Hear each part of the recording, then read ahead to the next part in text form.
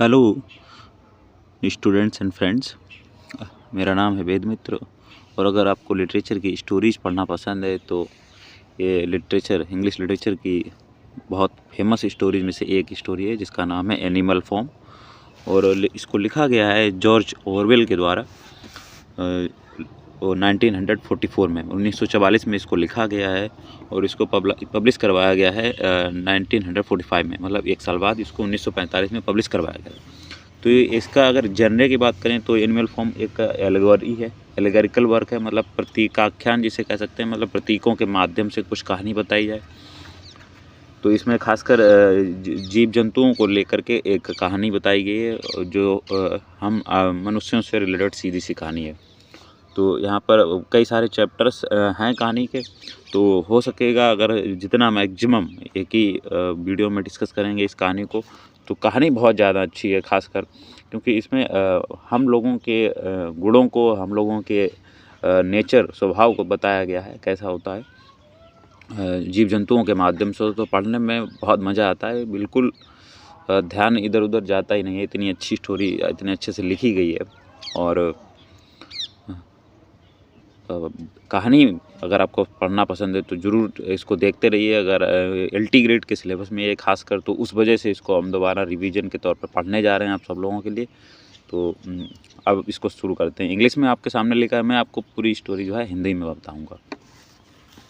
तो जैसा लिखा है, the story of Animal Farm begins at the Manor form.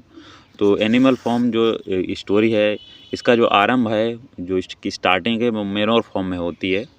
And the owner of Manor Farm is Mister Jones. और जो मैनोर form का जो स्वामी है, जो मालिक है, वो जोन्स नाम का व्यक्ति है, ठीक है।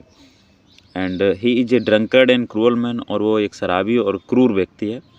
And he does not take care of his animals. और वह अपने जानवरों की देखभाल नहीं करता है। उसका मैनोर फॉर्म है, उसमें उसका मालिक है, उसमें जीव जंतु रखता है, लेकिन उनका देखभाल नहीं करता है बिल्कुल। And he does not take care of his animals. तो अपने जानवरों की वो बिल्कुल देखभाल नहीं करता है। Generally he beats the animals of the farm bitterly. और अक्सर कर क्या होता है कि वो अपने फार्म के जानवरों को निर्दयतापूर्वक बहुत ज़्यादा पीटता है।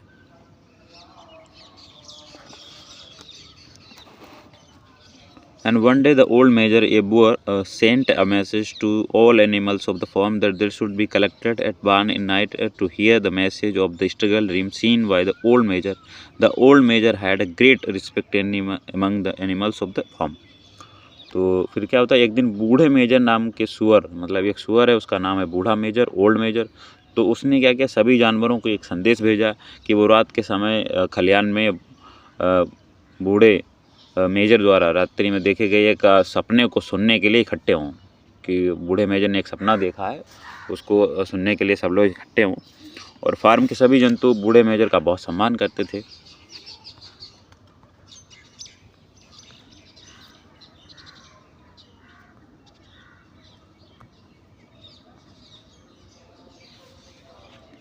ठीक है। तो so that night when Mr. Jones had gone to his bed, all the animals were gathered at the big barn. तो अतः रात्रि के समय जब जोन सोने के लिए चला गया तो सभी जंतु बड़े खलियान में इकट्ठे हो गए। And among these animals 3 dogs named Bluebell, Jessie and Pincher, and 2 cart horses named Boxer and Clover, a donkey named Benjamin, and the white mare named Molly were chief to noteworthy. तो इसमें क्या था, इन सभी पशुओं में Bluebell, जेसी और puncture नाम के 3 कुत्ते थे, बॉक्सर तथा क्लोवर नाम की गाड़ी खींचने वाले 2 घोड़े, और बेंजामिन नामक एक गधा था। हमें याद भी रखना है कि गधा कौन है, तो बेंजामिन है, याद रखिएगा। सफ़ेद रंग की घोड़ी जो थी उसका नाम था मोली। वो सब थे, इतने सारे जीव जंतु प्रमुख खास तौर पे थे। And all the animals sat in a specific manner. The pigs sat down just in the front of the platform on which the old major was lying. तो सभी जंतु एक विशेष ढंग से बैठे थे। सुअर उस प्लेटफॉर्म के ठीक सामने बैठे थे जिस पर बूढ़ा मेजर लेटा हुआ था। And after that all the animals sat down in the order. And the old major began to say that his life was very short, and therefore he wanted to convey an important message to them. He said that the life of the animals was very miserable and full of troubles, and men exploited the animals for their benefits. All the sufferings and miseries of animals' life was the result of the tyranny and the cruelty of men. तो उसके पश्चात सभी जानवर क्रमानुसार बैठे हुए थे, सभी जंतु बैठ गए। तब बूढ़े मुजर ने कहना आरंभ किया, बताना शुरू किया कि उसका जीवन, जो उसकी लाइफ है, बहुत छोटी रहेगी, मतलब जीवन कम रह गया है। तब वो सभी को एक अत्यंत महत्वपूर्ण एक मैसेज देना चाहता है। उसने कहा कि जंतुओं का जीवन अत्यंत कष्टप्रद, मतलब बहुत ही मुसीबतों से भरा हुआ है, कठिनाइयों से भरा हुआ है। तो मनुष्य अपने लाभ के लिए पशुओं का शोषण करता है। जंतुओं के सभी दुख या कष्ट जो है मनुष्यों के अत्याचार और क्रूरता के कारण है। मतलब आदमी अगर अत्याचार और क्रूर ना करे तो मनुष्यों का, जो जानवरों का जीवन है, वो इतना ज़्यादा दुखदाई और कष्टों से भरा ना होता, ये उन्होंने बताया। And not even that, when man found that the animals was of no use, and he sent the animal to house of the butcher. And he further said that no animal could escape the cruel knife in the end. And he said that all the animals were comrades and all the men were enemies. And he declared that upon two legs is an enemy. तो जंतुओं के सभी और सभी दुखों का या कष्टों का जो मनुष्यों के अत्याचार हैं वही कारण है। तो मनुष्यों के दुर्भाग्य व्यवहार के कारण ही जंतुओं का जीवन संक्षिप्त हो गया है। बूढ़े मेजर का विचार था कि इंग्लैंड में कोई भी जंतु स्वतंत्र नहीं है। जंतु सभी कुछ उत्पन्न करने के लिए सक्षम है, और परंतु उसके परिश्रम का फल मनुष्य को प्राप्त होता है। मतलब जंतु काम करते हैं, उसका फल जो है हम लोगों को मिलता है, मनुष्यों को मिलता है। तो इतना ही नहीं, जब मनुष्यों को ये लगता है कि ये पशु उसके लिए कोई उपयोगी नहीं रह गया है, कोई काम करने लायक नहीं रह गया जंतु, तो उसे हम लोग मनुष्य लोग उसे बूचड़ खाने भेज देते हैं। और उसने आगे कहा कि कोई भी जंतु अंत में क्रूर चाकू से बच नहीं सकता, मतलब मरना ही है, काटा पीटा जाएगा। उसने कहा कि सभी जंतु कॉमरेड हैं, साथी हैं, और मनुष्य जो हैं वो दुश्मन है, शत्रु हैं। उसने घोषित किया कि 2 पैरों से चलने वाला शत्रु है, मतलब 2 पैर पे, मतलब हम लोग इंसान 2 पैरों पे चलते हैं तो ये दुश्मन है, और 4 पैरों पे वाले चलना या पंखधारी हमारा मित्र है। मतलब 4 पैरों पे कौन होगा? जीव जंतु होंगे। तो जीव जंतु हो या उड़ने वाला, पंख वाला हो, तो वो हमारे मित्र हैं। बाद बाकी सब 2 पैरों वाले दुश्मन हैं, हमारे एनिमी हैं। इतना सब बताया।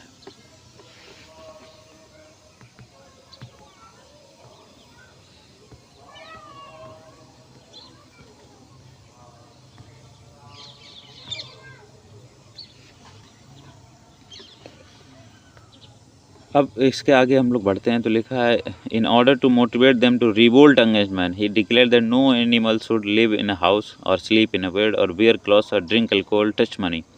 ही also declare that no animal should kill other animals because all of them were equal and all the animals called major a comrade.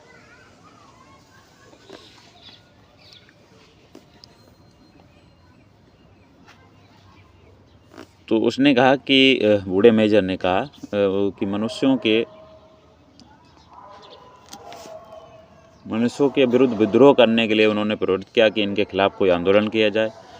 तो प्रेरित करने के उद्देश्य से घोषणा की कि कोई भी जंतु घर में नहीं रहेगा, बिस्तर पर नहीं सोएगा, वस्त्र नहीं पहनेगा, शराब नहीं पिएगा और धन को हाथ नहीं लगाएगा। उसने ये भी घोषित किया कि कोई भी जंतु दूसरे जंतु को नहीं मारेगा, क्योंकि सभी जंतु समान हैं, ऑल एनिमल्स आर इक्वल। और सभी जंतुओं ने मेजर को कॉमरेड या साथी कहकर फिर उस समय कहा, बुलाया कॉमरेड कह करके मेजर को।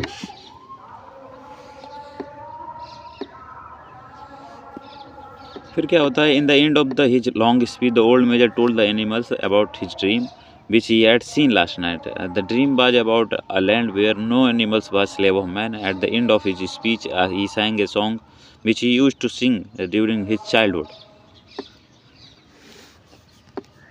तो अपने लंबे भाषण के आखिरी में बूढ़े मेजर ने जंतुओं को अपने स्वप्न के बारे में बताया जो उसने पिछली रात को देखा था। तो वह स्वप्न एक स्थान के विषय में था, जहाँ पर मतलब एक ऐसी जगह के बारे में था जहाँ पर कोई भी जंतु मनुष्य का गुलाम नहीं है। भाषण के अंत में उसने एक गीत गाया जो वह अपने बचपन में गाया करता था। ये गीत जंतुओं की स्वतंत्रता और यशस्वी भविष्य से संबंधित था, और सभी जंतु इस गीत से अत्यंत प्रभावित थे। उन्होंने इस गीत को इंग्लैंड के जंतुओं के नाम से पुकारा और इसके शब्द और एवं धुन को याद कर लिया है। इसके पश्चात मेजर के साथ सभी जंतुओं ने इस गीत को ज़ोर ज़ोर से गाना आरंभ कर दिया, और गीत के शोर के कारण जोन्स की नींद खुल गई।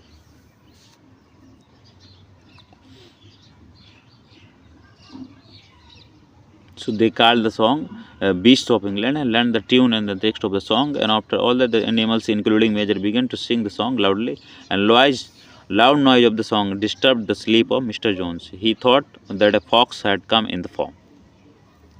तो फिर उसको ऐसा लगा कि उसने ऐसा सोचा कि कोई लोमड़ी या घुस आई है।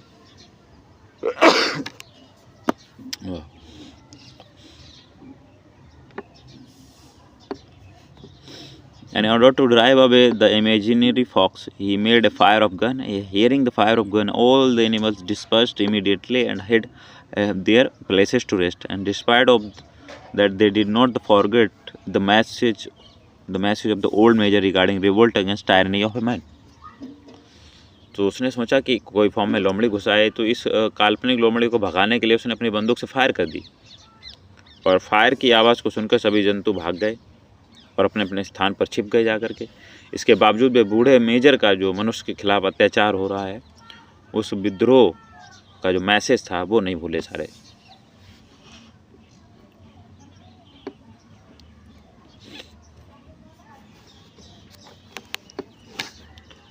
अब बात करें इसके क्रिटिकल एनालिसिस की। पहला जो कि हमारा चैप्टर है इस स्टोरी का, इसमें 10 चैप्टर्स होंगे पूरे।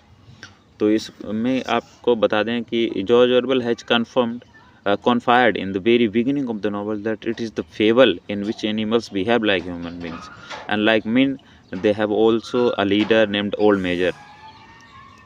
तो जॉर्ज ऑरवेल ने इस उपन्यास के स्टार्टिंग में ही ये बता दिया था, क्लियर कर दिया था कि यह एक पशु कथा है। याद रखिएगा, एल्गरी का मतलब कह लो एक तरीके से पशु कथा या प्रतीकों के माध्यम से बताई गई कहानी।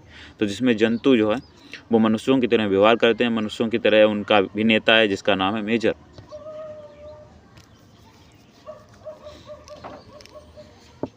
तो George Orwell has presented Old Major as a mixture of the two great leaders of the communist movement like Karl Marx and Lenin, and all the animals are presented as human types and flat characters. The donkey Benjamin is presented as an observer. He represents intellectual class. In this chapter, chief characters like Napoleon, Snowball, Squealer are not introduced.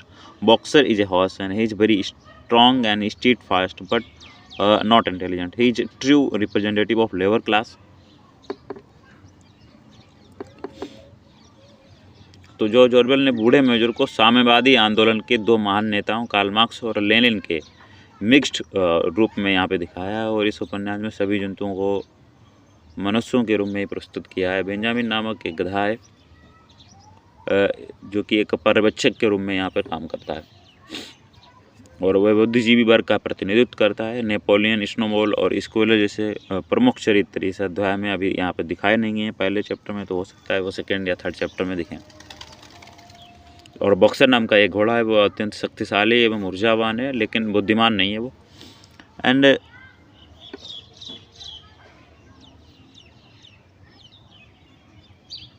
He is A true representative of labour class. The most important aspect of this chapter is the influensive speech of the old major, and his speech puts an emotional impact on the animals, and in his speech old major uses several techniques of the great orators. He calls the animals comrades and champions. He awakens the spirit of the revolt in animals in the same manner as Karl Marx had argued for the overthrow of the capitalistic tyranny. Thus, the tyranny of a man stands for the tyranny of capitalism. Old major advises animals to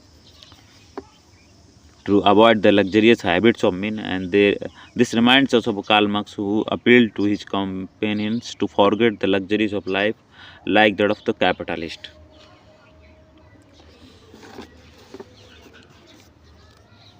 तो boxer एक घोड़ा है, वह अत्यंत शक्तिशाली एवं ऊर्जावान है लेकिन बुद्धिमान नहीं है, और वह श्रमिक वर्ग का सच्चा प्रतिनिधि। इस अध्याय का सर्वाधिक महत्वपूर्ण पक्ष जो है बूढ़े मेजर का भाषण है, जो उसका भाषण जंतुओं पर संवेगात्मक प्रभाव डालता है।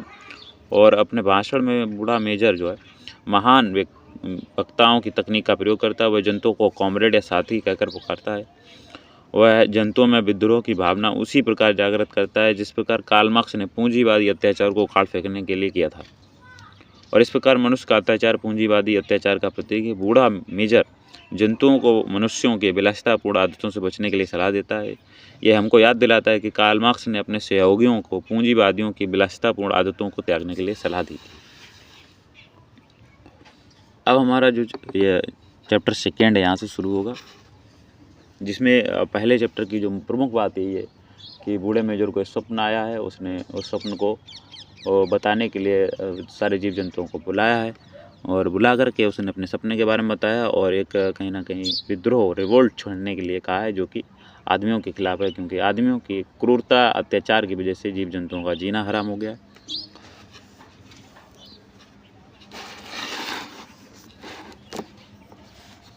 अब बात करते हैं चैप्टर सेकेंड की, जिसमें लिखा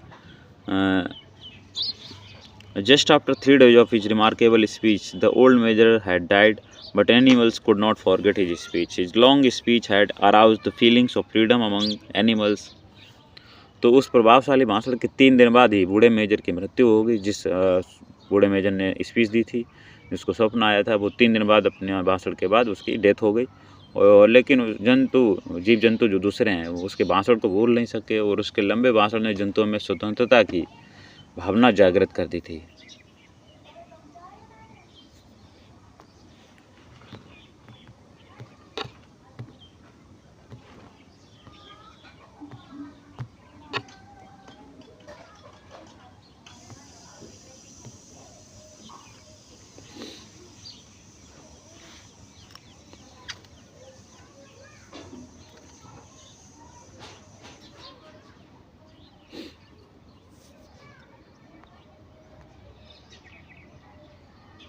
तो बात करें Major was felt as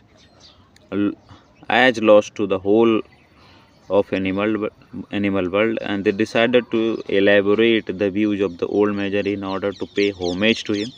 And the old pigs were considered the most intelligent among the animals, so they were asked to educate the organized animals of the farm. तो उसके लंबे भाषण ने जंतुओं में स्वतंत्रता की भावना जागृत कर दी। तो बूढ़े मेजर की मृत्यु को जंतु जगत की महान क्षति के रूप में माना गया और नुकसान के रूप में माना गया। उन्होंने बूढ़े मेजर को श्रद्धांजलि देने के लिए, उसके विचारों को विस्तार देने का उन्होंने निश्चय किया। सुअरों को जंतुओं में सर्वाधिक बुद्धिमान माना जाता था, तो उन्होंने फार्म के जंतुओं को संगठित एवं शिक्षित करने के लिए कहा गया कि आप शिक्षित करिए।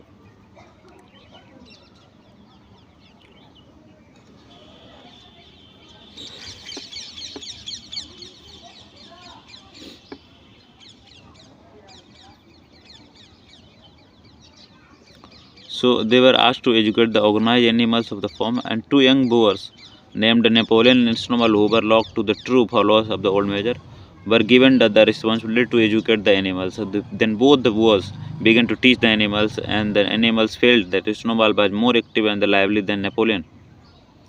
And there was one more pig named Squealer who was able to talk brilliantly. Napoleon and Snowball had formulated the thoughts of the old major into a system, and they named the system Anomalism.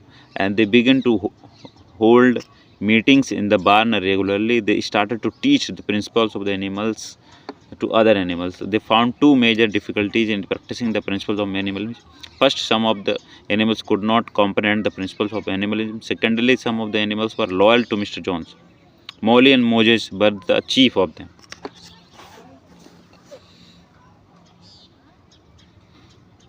But Snowball and Napoleon had influenced Clover and Boxer to great extent, and Boxer and Clover had become the true follower of the pigs, and animals often sang the song Beast of England and talked about the philosophy of Old Major. तो उन्होंने farm के जंतुओं को संगठित एवं शिक्षित करने के लिए कहा गया था। नेपोलियन और स्नोबॉल नामक 2 युवा सुअरों को, जो बूढ़े मेजर के सच्चे फॉलोअर थे, जंतुओं को शिक्षित करने का उनको काम दिया गया था। दोनों सुअरों ने जंतुओं को शिक्षित करने का काम शुरू कर दिया। जंतुओं ने अनुभव किया कि स्नोबॉल नेपोलियन की कंपैरिजन में ज़्यादा गतिवान और ऊर्जावान है, और उनके साथ एक और सुअर था जिसका नाम था स्क्वेलर। वह बातें बताने में बहुत ज़्यादा कुशल था। नेपोलियन एवं स्नोबॉल ने बूढ़े मेजर के विचारों को क्रमबद्ध रूप दिया। उस विचारधारा का नाम उन्होंने जंतुवाद रखा और उन्होंने खलियान में नियमित सभाएं करना प्रारंभ कर दिया। उन्होंने जंतुवाद के सिद्धांतों को अन्य जंतुओं को सिखाना आरंभ कर दिया है। जंतुवाद के सिद्धांतों को पालन करने में उन्हें विशेष रूप से 2 कठिनाइयाँ हुई। पहली, कुछ जंतुवाद के सिद्धांतों को समझ पाने में असफल रहे। दूसरी, कुछ जंतु जोन्स के वफादार थे, जिसमें मोली और मोजेस प्रमुख थे, लेकिन स्नोबॉल और नेपोलियन ने क्लोवर एवं बॉक्सर को अत्यधिक प्रभावित किया। बॉक्सर एवं क्लोवर सुअरों के सच्चे समर्थक बन गए और जंतु अक्सर इंग्लैंड के जंतुओं के गीत गाया करते थे और बूढ़े मेजर के दर्शन के बारे में चर्चा किया करते थे।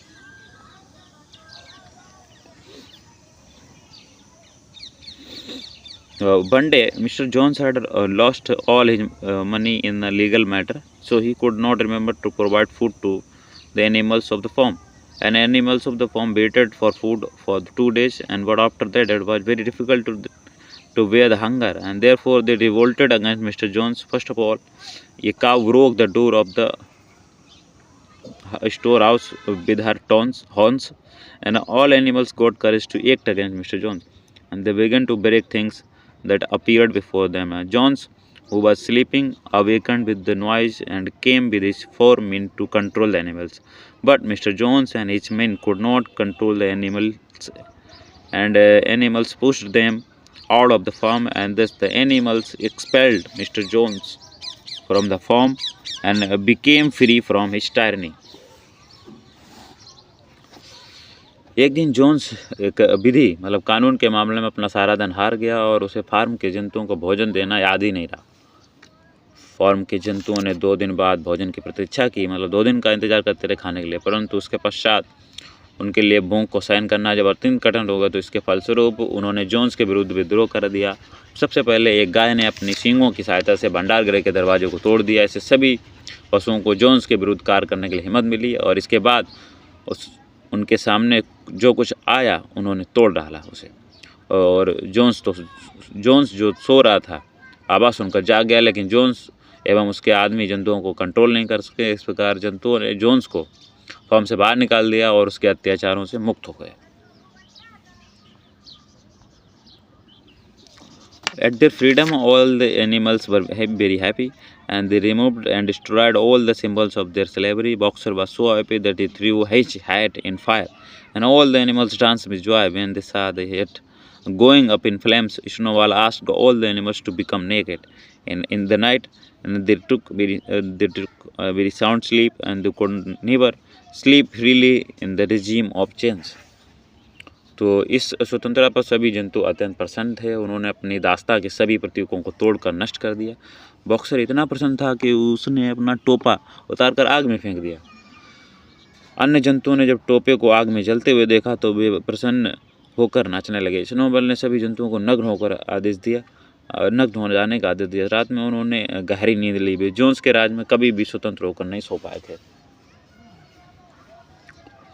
तो in the morning after taking breakfast, they moved freely in the farm. When they reached the farm, Napoleon opened the door. They were impressed by the luxuries of the farm, and after a thorough visit of the farm, they decided to change it into a museum, and they changed the name of the farm from a manor farm to any farm. मतलब manor farm का उन्होंने नाम any farm कर दिया। They pointed it at the main gate of the farm under the leadership of, आगे इसके पढ़ते हैं। पहले आपको इसका हिंदी अनुवाद जो है वो बताएं अच्छे से। तो इसमें लिखा है कि मतलब सुबह मॉर्निंग में तो फॉर्म में मुक्त होकर घूमने लगे या आज़ाद होकर घूमने लगे। तो फॉर्म गृह में वो जो पहुंचे तो नेपोलियन ने उसका दरवाज़ा खोला। वे फॉर्म की विलासिता से अत्यंत प्रभावित हुए, देख के बहुत इम्प्रेस हो गए। वाह क्या सुविधाएँ हैं। फार्म हाउस में उन्होंने खूब अच्छे से निरीक्षण किया। उसके पश्चात उन्होंने निश्चय किया कि इस फार्म को एक अजायब घर म्यूजियम बनाया जाए, और उन्होंने मैनोर फार्म को नाम को बदलकर एनिमल फार्म कर दिया, और उन्होंने इस नाम को मुख्य प्रवेश द्वार पर लिख दिया। स्नोबॉल और एक नेपोलियन ने नेतृत्व में सुअरों ने जंतुवाद के 7 आदेशों की घोषणा की, और इन 7 आदेशों की फॉर्म की मुख्य दीवार पर सफ़ेद अक्षरों में लिख दिया गया था। ये 7 आदेश इस तरीके के थे। ये स्नोबॉल, ये 7 आदेश हैं, देख लीजिए। तो लिखा है what ever goes upon 2 legs is an enemy, मतलब जो 2 पैरों पे चलता है हमारा शत्रु है। What ever goes upon 4 legs और has wings is a friend, मतलब जो 4 पैरों पे चलता है या पंख वाला है हमारा मित्र है। And no animal shall wear clothes, और कोई भी जंतु वस्त्र नहीं पहनेगा। और no animal shall sleep in bed, और कोई भी जंतु बिस्तर पर नहीं सोएगा। No animal shall drink alcohol, कोई भी जंतु शराब नहीं पिएगा। और no animal shall kill any other animal, कोई भी जंतु अन्य जंतुओं की हत्या नहीं करेगा। ऑल एनिमल्स आर इक्वल, और सभी जंतु समान हैं। इस तरीके की कुछ बातें होती हैं। After this Snowball had suggested all the animals to go to the farm and work hard and cut the harvest more quickly than Mr. Jones and his men could do. And the cows were in the trouble as they were not milked for 24 hours. Later on, pigs milked them, and now they had another problem. They do not know what to do with the milk. And Napoleon suggested that they should pay no attention to the problem of milk. They left the farm to reap the harvest, but they were surprised when they came back from home and they see the milk disappeared, but they said nothing. तो इसके पश्चात snowball ने सुझाव दिया कि सभी जंतु farm में जाएं और कठिन परिश्रम करके जोन्स एवं उसके आदमियों की अपेक्षा बहुत ज़्यादा मतलब जल्दी काम करें और फसल को काटें। गायों को पिछले 24 घंटों से दूध ना निकाले जाने, दूध ना दूहे जाने के कारण उन्हें कष्ट था। सूअरों ने उनका दूध निकाला और उनके समक्ष एक समस्या थी कि वे नहीं जानते थे कि अब दूध का क्या किया जाए। इस पर नेपोलियन ने कहा कि वे दूध की समस्या पर ध्यान दें जाएँ और जाएँ फसल काटें, फसल काटने पर ध्यान दें। और लेकिन जब जंतु वापस आए तो उन्होंने दूध को गायब देखा, और इस गायब देख कर के उन्हें आश्चर्य हुआ, लेकिन उन्होंने कुछ नहीं कहा। तो इस चैप्टर सेकेंड के क्रिटिकल एप्रिसिएशन को अब देखते हैं, क्रिटिकल एनालिसिस।